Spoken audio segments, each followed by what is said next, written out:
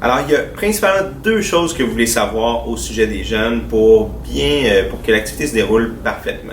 La première chose, c'est qu'ils ont souvent besoin un petit peu d'attention, et la deuxième, c'est qu'ils peuvent manquer d'assurance ou avoir un sentiment d'insécurité, surtout lorsqu'on leur pose des questions devant tous leurs amis et tous leurs collègues de classe. Alors, premièrement, au niveau de l'attention, c'est sûr et certain que les jeunes vont sans doute se faire des blagues, ils vont se trouver très drôles les uns entre les autres.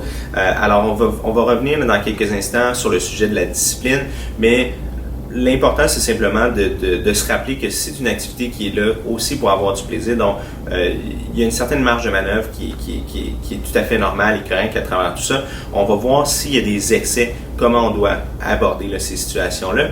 Mais le plus courant, en fait, ça va être d'avoir un manque de participation si les jeunes, justement, se sentent un petit peu insécures ou manquent d'assurance par rapport à tout ça.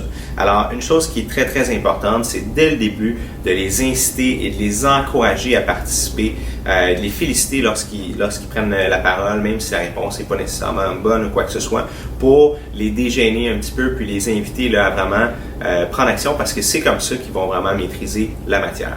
Alors, lors des activités, vous voulez maintenir une communication ouverte avec l'ensemble des élèves, et même vous pouvez impliquer le professeur ou l'enseignant dans la conversation en lui posant, par exemple, quelques questions à travers les activités, et l'amener à participer lui aussi et montrer l'exemple à la classe pour s'assurer d'avoir la participation de tous et de toutes.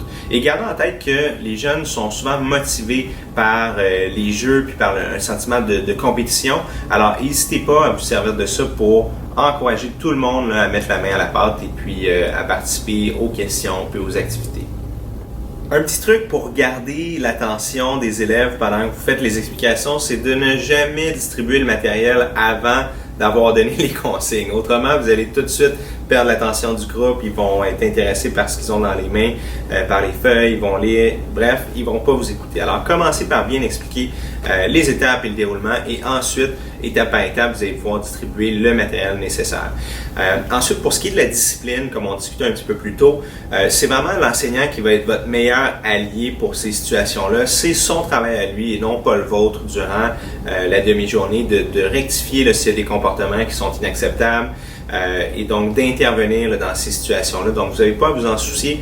Comme je disais plus tôt, évidemment, c'est une activité qui se doit d'être à la fois ludique et éducative, donc c'est possible qu'il y ait un petit peu de rigolade puis que ce soit pas là 100% sérieux à tout moment, mais vous n'avez pas à vous en faire avec ça. S'il y a vraiment là, des excès ou des dépassements, c'est l'enseignant là, qui va devoir intervenir pour vous aider avec ça.